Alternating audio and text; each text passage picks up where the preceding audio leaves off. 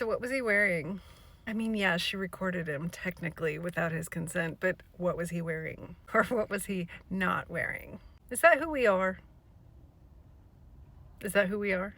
Are we the people who look at a crime happening and we say, what was he wearing? If she'd gone all the way inside and sat on his lap, would we still be saying, what was he wearing? Someone was sexually violated, and I'm not a fucking pick-me to say it was a man. Just like I'm not a misandrist to call it out when it's a woman who's a victim. This woman isn't a victim of anything but her own imagination and maybe collective trauma. Maybe I could say that women as a collective have been so traumatized by men that she just reacted in a way that was harmful to this man. She still did it.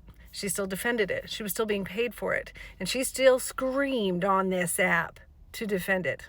I watched the video, and the only thing that we know from that video is that she recorded a man without his consent and put it on the internet. It doesn't matter what he did because there's no way for us to know. We have no evidence of when the door was opened or how it was opened or who opened it. We have no evidence that he was the one who placed the order with DoorDash. There wasn't somebody else in the house. And there's no way to know what he intended. But even if all signs point to him being a predator and he lured her there, she still broke the law. This collective trauma is valid, and there are a lot of hurt, angry women in the world right now who are valid in their feelings, but not the behavior. My followers have heard me say that since 2020, right? Your feelings are valid. The behavior is not. I've been saying that to abusive men for several years. So if it doesn't apply to us, then what are we even doing? I'm not defending a man or a woman, but I will defend consent every day for the rest of my life.